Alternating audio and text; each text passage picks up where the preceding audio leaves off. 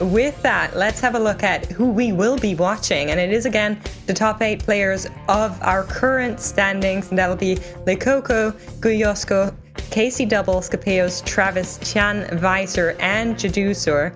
And Skipaeus and Jedusor were the 2 players that brought us some rerolling, so maybe, just maybe, we'll see that again. Is there a player out of these 8 that you're really looking forward to, Vida? I'm actually excited to see what Tiaan is doing, right? Because we saw that the first game we saw on stream from Tiaan was very cursed, right? The random recombobulator that didn't really pan out the way I wanted to do, right? Stuff like that. He still managed to salvage that game to a 5th, I believe, right? And like then had a 2nd place here in a fight that was pretty much down to the wire. It came down to a Zoe hitting a KO ult. I think he's playing really good TFT so far today, and that's not really paying off in his scores exactly how he wanted to do. And also, when we have double 61 in a lobby like this, you know, you gotta look out for him, right? Because his gameplay is so good. I know that like now people are gonna be like looking for his POV and stuff like that, because he's one of those players that he's a bit of a mystery because he never really streams a lot by himself. So the only time that you get the chance to really watch his POV is when he is in these bigger tournaments. And that I know that's something a lot of people are looking forward to, especially at the operations, like top level players, for example. Really do enjoy looking at his POVs and seeing how he approaches it. Like, it just speaks about the volumes of respect there is towards Double as a player. Yeah, I mean, KRC Double is definitely the one player that everybody always wants to know kind of how he's doing it, because of a lot of his decisions are just so creative, so kind of in the moment. He has a really good grasp on when to find these angles and where to go from there. But with that, we are seeing the Mirage coming in. It's going to be Electric Overload once again. Not necessarily a Mirage players want to beeline for, so not going to be too much of a Deja game maybe, but... I'm sorry, but this is like such a KRC Double moment. This is a double 61 moment, man. Like, there's just no 2 ways about it. It has to train with 2-star Heimerdinger as well. There's actually, like, he has to consider what he actually wants to do. The decision has to be made, right? Getting an early silence when you are at a tier opener as well is just like, okay, well, I'm playing mages this game and nothing's gonna stop me. And we are most likely going to be seeing a level to 4 coming in on to 1 for Double. He would really like to see a very strong supporting augment as well. Something like a Mage Crown if we get a Prismatic Open. I don't think we've had a single one so far for the entirety of the tournament here, going for the pre-level on top of everything as well. I mean, I keep saying it. I want those Prismatics to come through, but I think I'm just caster cursing it with the amount of comments I have been posting here, but is going to go for the clear mind here. I love that as well here. He even has the Nami in the shop, so he can kick out the he can kick away the Vladimir if he feels like it, put the Nami into play instead if he wants to go for the more mage-centric aspect of it. Can also go for the bruiser-heavy aspect here with the Sam Kench, which is a better unit than Skana. And it's a pretty important decision to make here, right? Which way you want to try to play this game out now, but again, yeah, he did the pre-level, now he gets the clear mind. His gameplay is going to be incredibly accelerated. Here you can see Coco just coming out and dropping the emo, because this is an incredibly strong high-rolling opener here coming through from double 61. There's just no 2 ways about it. Like, it's just simple as. And Coco, well... he's a colored mind. The opposite. That's why he was emoting. So we have Clear Mind and Cluttered Mind picked up by 2 of our very, very renomated pro players in TFT here. French strong coming through. These 2 guys know each other, of course, and are memeing just a little bit. But before we go too much in our PvP rounds and the game takes up a little bit of momentum, I do want to direct your attention to the bottom left corner of the screen, where we have our Grow My Tree sponsor with !TFT Forest. You can actually head on over to the website, get a 10% discount, and do something good. If we get to 1,000 trees planted, then Rising Legends will double that amount, so we'll get double the trees. So I would really appreciate if you guys could do something nice for planet Earth. But with that, let's have a look at augments. There was 1 clear mind, 2 cluttered minds. Anything else that speaks out to you, Vida? No, because like again, you did, and you have the Jade Heart from Travis. We've seen like how strong that can be in the past as well, right? You have Portable Forge. There is no one here that has really whiffed on their opening augment. And the funny thing here as well, worth noting now, with all the mine players, the 3 mine players, means that the tempo is going to be so off because there's going to be a very high likelihood that the clear mine players, the colored mine players and the clear mine players, could be looking towards a losing streak at some point, but they're going to be offset each other's loss streaks potentially as well, right? Because the boards aren't going to be that naturally upgraded and stuff like that. So it's going to be very interesting to follow how that is going to play out entirely. Yeah, exactly. So if everybody's trying to lose streak, no one's lose streaking, right? So they have to make their minds up as they go into the further stages of the game. Yesterday, we did see Cluttered Mind and Clear Mind come out in one of the lobbies as well. And it went very differently for different players. So not necessarily an augment where you can say, you know, it's really a strong direction, but it can do some great stuff. So I'm curious to see where this leaves us. Right now, we will be going into the last PvP round before the first carousel. We are seeing a sneaky pre-level from Tiaan coming through here, going to 5, just trying to secure that win streak that he currently has going as Visor and Guillosko meet up here.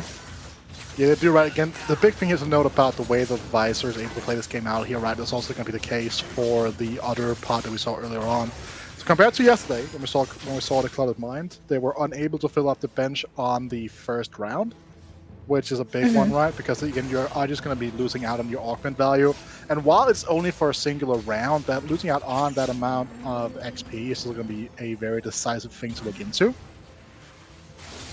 Yeah, definitely. There is a level 5 by Coco being done just right before this carousel here, trying to get a better shot after this. One spatula on that brow will maybe get picked up by someone. Players are walking towards it and then passing it for something else as they go through here. Is the spat going to be left?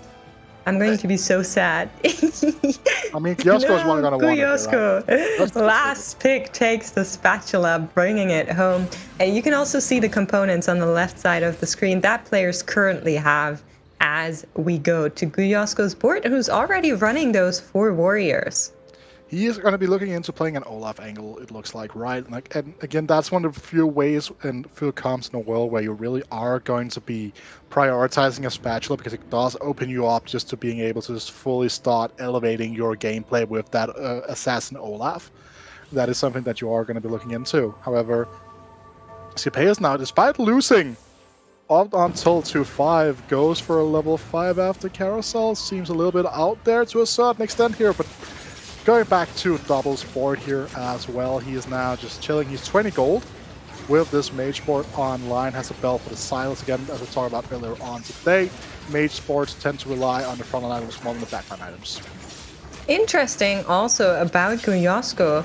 In day 1 and day 2 of the tournament, he really showed that he has a strong preference on these Cavalier, on the scale scoring boards. The only loss he had on day 1 was actually the meta quirky Idas comp that he was running, and then everything else. He even took a first with the scale scorings on day 1. So really kind of playing to his strength, trying to find that scale scoring angle. Will probably try to go into the assassins a little bit at some point, depending on what he can do here. Has picked up the spat, like you said, prior, so could definitely be an assassin spat angle for him. It's also worth noting here, right, when you're looking at it, that this is a fully one-star board for Guillosko. Like, it's pretty much just carried by the fact that he currently has that Thrill of the Hunt, which is such a powerful augment when you're looking at just the state of his board. Like, his units are going to hit quite hard. This Olaf is just free stacking for now. But there's been a couple of fights so far where this Yone has just been taking a huge beating here. But now, Tiaan's board here, he does have that Eternal Winter. Despite the slow being 10% less than before, this is still a very hard board for Guillosko to really start chewing through. Yeah, I mean, these warriors are just not going to do much with that additional slow and the stuns coming through. They're just not going to be able to do anything here. The Yone being taken out. And now the next one, Aatrox in a line as this commences. So Tiaan finding a win here against Guillosko. Not on the 100 HP anymore like he was before we went into the first carousel. But Guillosko being able to find that Olaf too, should he want it. Definitely a good start. We'll probably buy it after Crooks just to make sure the Olaf dies here and gets another stack on the passive. Really nice little play. Yep, just guaranteeing that stack is so important because it's just additional free 5 AD, right? And 5 AD is quite a lot because that, tends to get amplified, all the good stuff further down the road. So it should just die quite easily. There we go. Bang. Bosch gets another sword here as well. That could be quite okay. Probably would prefer to see a glove come through. Glove? Where is it? It's not coming, is it? Let's see. Oh, not a crit glove. I mean, that's a Runance, though. Runance is It is a very good. Runance. That could be a Runance. Olaf's 2 mate on the bench here. Now he has to make a very conscious decision about his itemization here for the rest of the game. The issue is that he can't really... Okay, he's cleansing, but he cannot... Okay, double 61 does it again. This is stage 3-1. He has Silas 2, and he has a Siphon. Sure. Thanks, Ops, for catching that. I did not want to see it, but I guess I cannot close my eyes before what will be impending doom for everybody that meets double 61. It's just finding that Siphon at 3-1, man. I don't even know. It's just so strong. For a short moment, we were able to see economy and levels of the players on the right side of the screen. It's now gone, but I mean, right now it could still be anybody's game. Double 61 will definitely take a little bit of a win streak from here on out, but they're all pretty close to each other.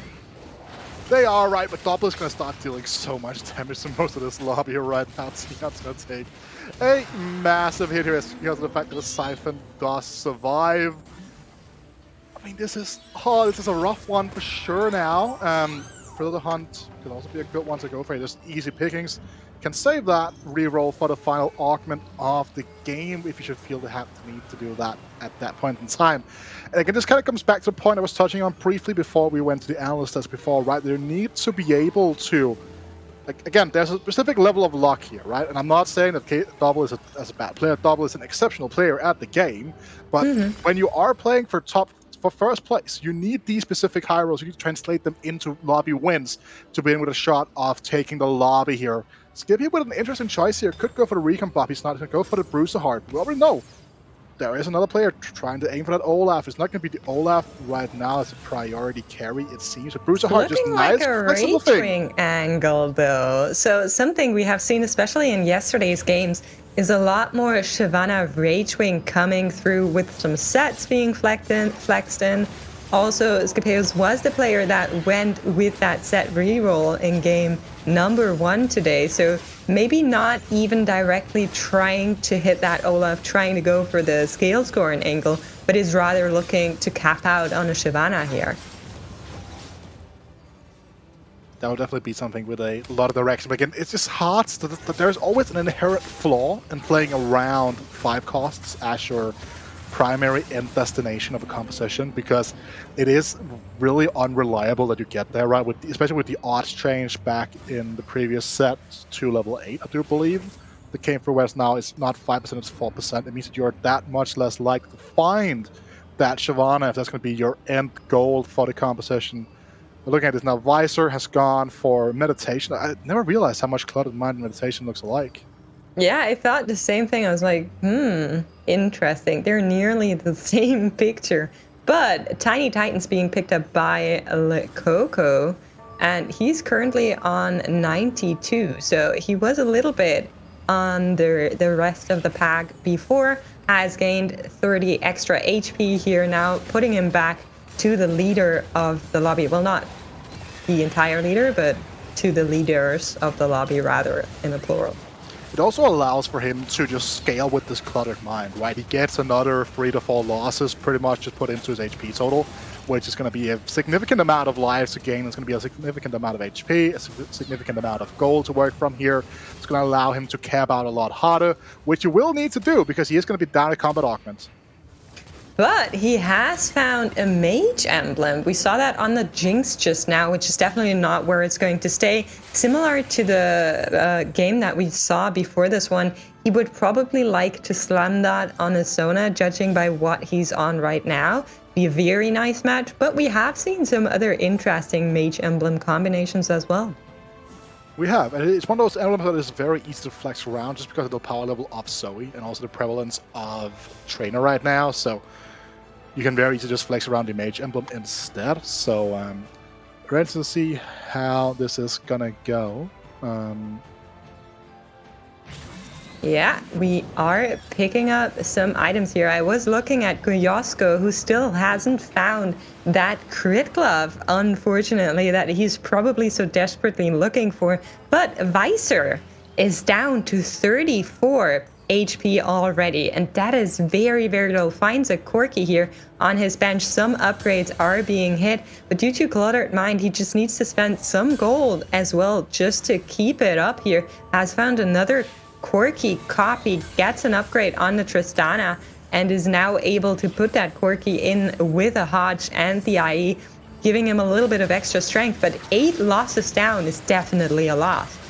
Yeah, again, that's kind of the consequence of playing Cluttered Mind, right? You have a lot of useless stuff on the bench. You can't really, that goal cannot be traded into direct board power. He is lucky against the matchup against Travis, another player who is currently struggling a little bit when it comes to the board level power. But again, look at the current divide. It's a Grand Canyon between Visor and Skipaeus right now. Especially if Skipaeus wins this fight, that is going to be such a massive mountain to climb. You have to build the world's longest bridge pretty much to just get back into it. He's not going to win it though, so maybe this will even out the lobby standings a little bit. Has a Deja in the shop. Maybe not what he's looking for. Again, Mirage is electric overload, so not necessarily something players are looking for, but maybe it's just something he's going to flex in here to get a little bit of board strength and go somewhere.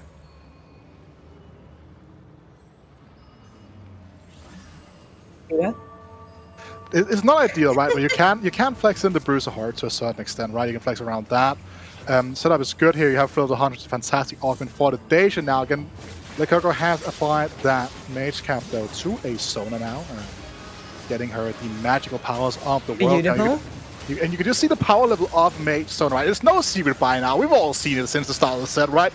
She doesn't even have a mana item just yet. It's just a rod, and I believe this was the Sona that was on the carousel that L3S Coco was able to pick up here. And she's just zooming. Also, Shyvana in store at 3-6. Definitely something you have to kind of talk about, but he's probably not going to pick that up from what we've seen. I do want to check in with Travis, because Travis is down to 20 HP, which is really not a lot. He was on Jade Heart as first augment, so trying to go into the Jade comp here. Hasn't found a Xiaoyu just yet, which is definitely something he would like to have in this combination here. Yeah, but on average, you're not going to find a Xiaoyu on stage 3 or even stage 2, unless your name is double 61. You're just going to find a dragon. You just go to the. I mean, L3S Coco had a Shyvana in his store, so yeah, but it could happen. But there's a big difference here, right? It's something that we haven't really talked too much about when it comes to the fact that we are looking at these Cluttered Minds. The average level of the lobby is going to be it's going to be massively accelerated compared to what normally is going to be the case, because these players are just getting this much XP for free. They can work from here. We do see the fact that Travis has now found that Xiaoyu, could even go for Assassin Xiaoyu that we saw yesterday.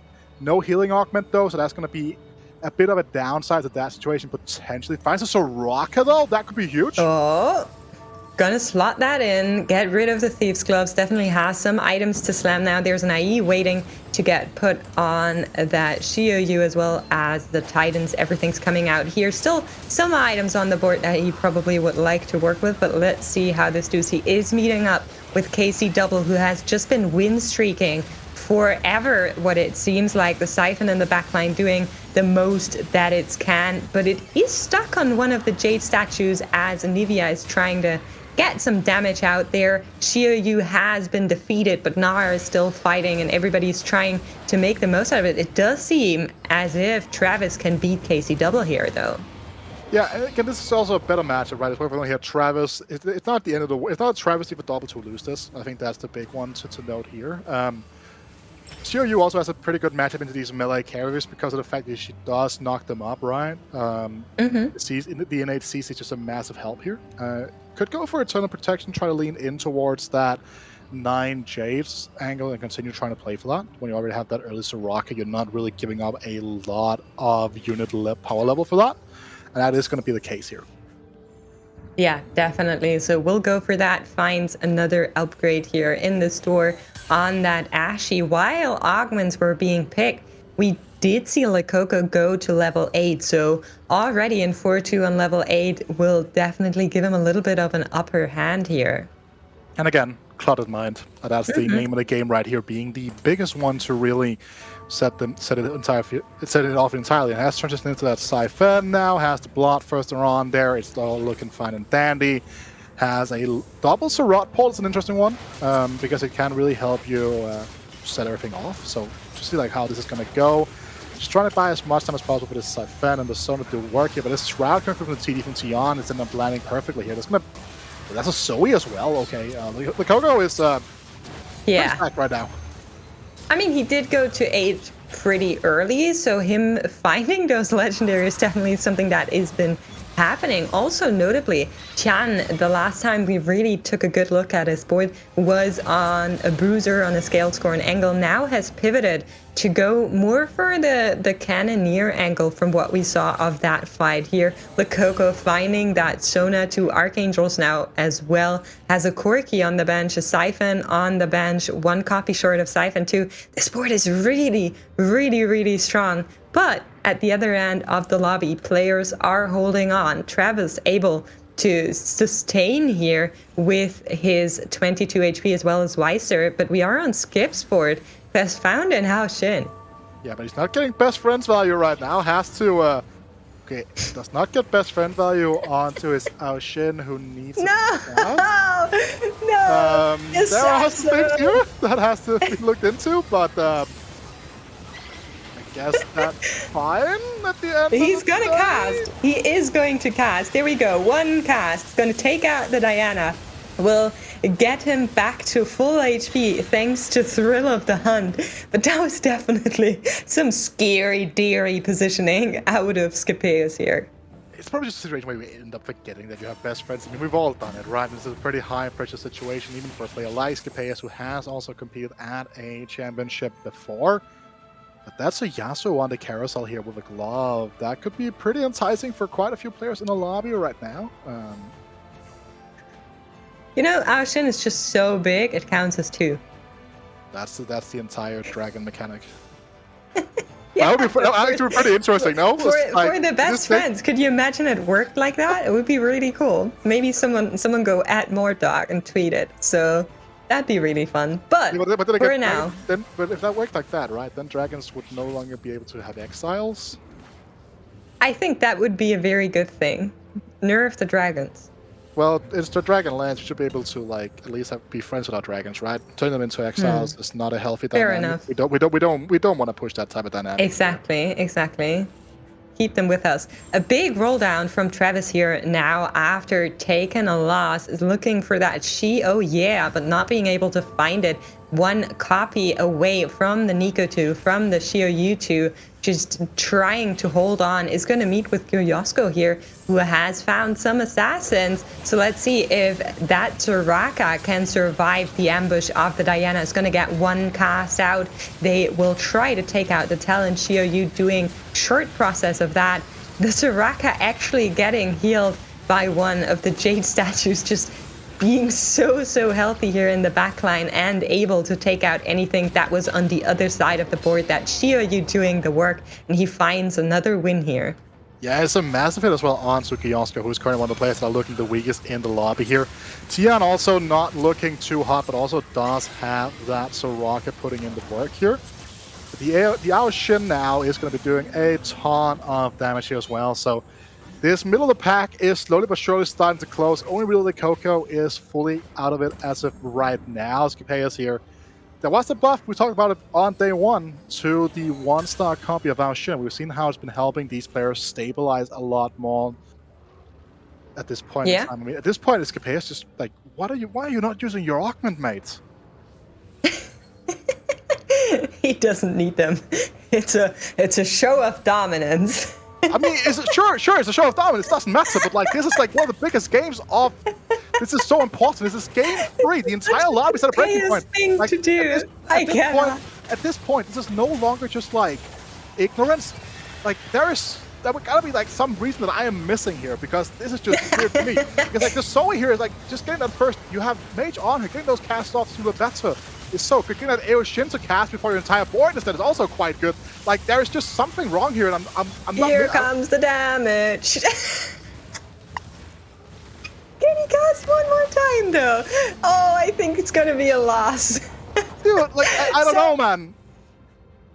To be honest, Skipaeus in day 2 had 2 games where he played with only 1 active augment. So I feel like there's a trend here that we are, for some reason, missing. I'm not sure if he just doesn't like augments and is trying to prove a point, or if he really feels like Best Friends isn't as good as that positioning that he has going. I don't know. Maybe he forgot it was there. Maybe he's just, not minding it at all, being very happy in the top 3 of this lobby, but it's definitely something you can't ignore. But we are seeing the economy sponsored by Blitz.gg on the right side of the screen. It is going to give you a big overview of where everyone is. KC Double on level 9, of course, here rolling a little bit, trying to find something as we see the gold go down. Visor on those 59 looking very, very healthy. And then at the bottom, of course, there's very little gold to go around. There is, but again, this is a big one here as well. Double has been loose streak and trying to get to that level 9 for the power of the clear mind. Also means that you need to pull off some pretty intricate things at the end of the day, because you might not have fully upgraded boards to work with here. Finding this Yasuo now for Jedusor is something that is going to be quite lovely at the end of the day here. He does have triple healing items on the Skipaeus, so going to lag a bit in the damage department. Does have the Ascension, does have Second Wind, does have First Aid Kit, but it is quite clear why he's currently in this position. Right, it's a Skipaeus 1, it's lacking damage, it's lacking that Titan's Resolve, something like that, to really help put it in this place here. So I just see that, is this going to be enough to really sustain through? There's no Sunfire Cape. Oh, that's Morello though that gets initially. Yeah, I'm sorry. I'm still like, my brain is stuck on that Skipaeus board, but you're definitely very right. We are seeing Jedusor with the Bard here trying to do something with that healing Skipaeus. She will go down though against the backline that has been built by Tiaan, and Tiaan will take another win here. Actually, a pretty substantial one. Jedusor will take quite a big loss, and now Travis and Jedusor, as well as Guillosko, are down to single digits, 1, 2, and 6 remaining. Each round could be their very last one. I was about to be like, that's like the world's worst Fibonacci sequence, and then I realized that like we needed someone with 3. I don't know, man. Like it was like, I mean, are you actually bringing up math while you're casting? I'm not, because there's no code that actually makes it work. Oh no! There's no replacement though, right? He doesn't mind. That was Kiana. Okay, never mind. That was a replacement. Kiana in the shop, gonna take her out, gonna go for that Olaf 3. Beautiful upgrade for Guillosko. The only thing that really could have done anything for him, the shop is shopping, giving him everything that he needed. So hopefully he can do something here. Olaf's gonna go onto the Bard. We'll have quite a long way over to the rest of the team. But the Diana will take out the Anivia in the background. And this is looking like Guillosko will be able to find a win here, is he? There's a Yasuo that's just Yasuoing around, but Olaf on the Skipaeus will hopefully finish this off. Yeah, that's what I thought. Olaf 3, let's go. And Jedusor taking a big loss here. Yeah, and that's going to be Travis going out in 8th here now instead. So that's some, at least, for Jedusor here, getting away with that here. And now Double has transitioned into that Aoshin now, sitting on the pair. On a solo pair as well, right? So a lot of optimization still to be made on this board when you can start upgrading these units here. KC Double is just, his shop is so nice. He's finding so many things, but not necessarily what he's looking for. All those legendary units weren't the right ones. Did find a Bard though to get that second Zoe out. Is looking for copies of the Aoshin and the Zoe as he is trying to strengthen that board. Still a lot of HP to work with. Of course, Coco leading the lobby by a little bit of 20 HP, but everyone else is pretty close with the exception of Guillosko, who is now facing off against Coco. Let's see how he does. The Olaf is in the backline doing the most that he can, taking out that mage Sona that has been so dreaded here, but there is still a Siphon in the way, and it's only the Talon and the Olaf that could do anything here. The Olaf is just getting so much CC on him. That Siphon will charge one more time, and that will be the end of it. Guillosko taking a loss here. Yeah, knows that he is going to be in it for a bad time here. It does seem like Skipaeus finally realized his positioning blunder now, using that little copy in the left corner here to have his Aeoshin ready to pair him up with the Zoe. This is what we want to see here. This is probably what he also wanted to do initially, but kind of just didn't really think about it too much correctly here. So Zoe here on the carousel, we know that Double is sitting on a Zoe pair, so if he gets out here just in time, Visor could deny it. Visor will deny it. Was just doing that just to mess with Double, most likely. Plenty of options here. I think Visor has a Zoe as well, no? Yeah, but again, but Double is sitting on a Zoe pair. That's yeah. the big kicker here. That would be Zoe 2 for Double 6 to 1. It would be very big for Double, but maybe Visor's just picking it up for himself. Oh, he doesn't even have the Zoe. Okay. I misremembered. Yeah. No, but it's fine. Like, again, this is a competition where you tend to also try to slot in a Zoe. He's just going to sell a Zoe. You wanted the Morello, which makes sense. Look at his board state here. There's currently no copy of Sunfire Cave, stuff like that. So just getting that anti-heal this point in the game is going to be super, super important.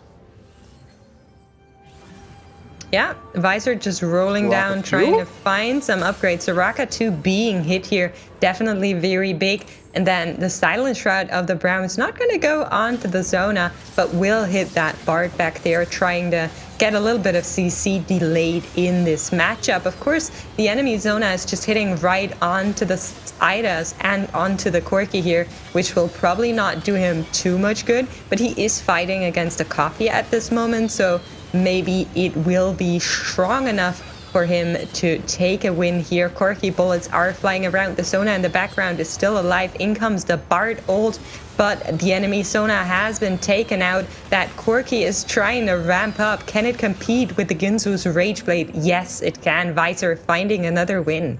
It's also a ghost board from Tiaan here, right? I do believe it was a ghost board. Yes, and again, it was a ghost board.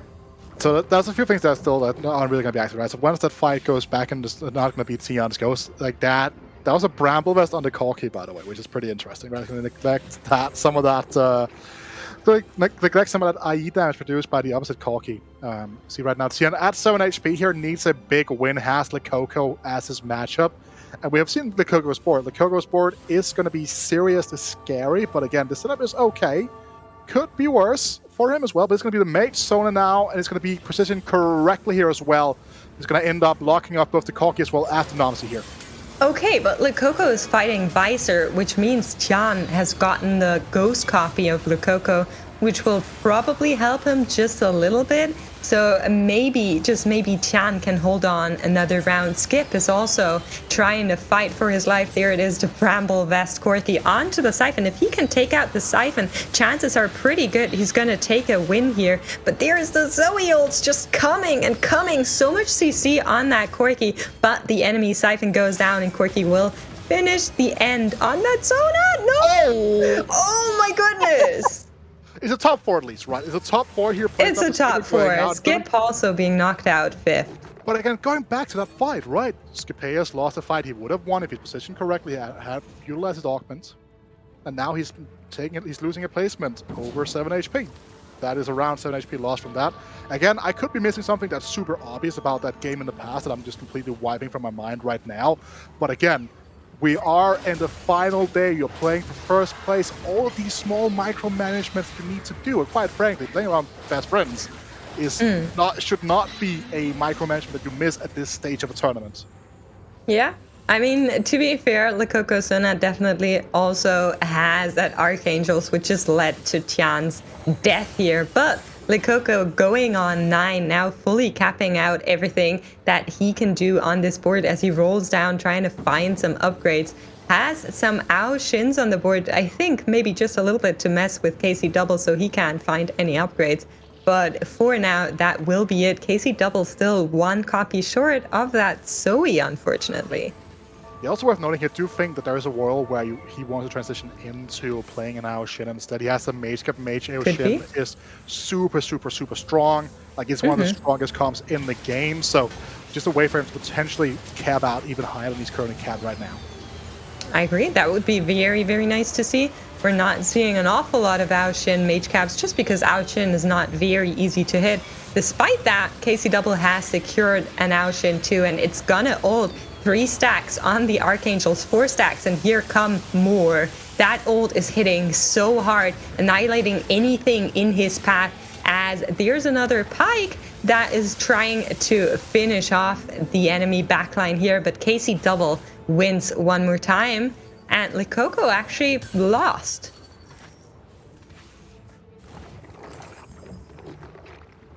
So we are looking at Coco's board, and he has that Soraka too on bench and has been rolling as well. We'll slot it in for that Bard here.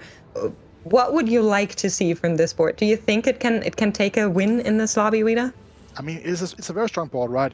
Like the big thing that's worth noting right now is that Coco is down 2 combat augments. He does have a mage spat that he got somewhat for free, right? That is going to help him kind of offset some of that lost power with having that mage Sona do a ton of work. But it's far from guaranteed that it's actually going to be enough here. And even at this point in time, I think that a top 3 here is, quite frankly, is quite alright.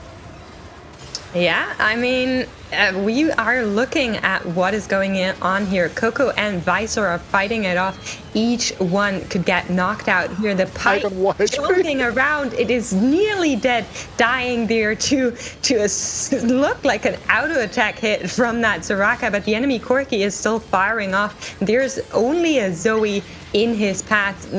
Oh, she did hit. It looked like she would miss him, but the final Luxol that she provided will get that Corki out of the way. 1 HP now on Visor remaining.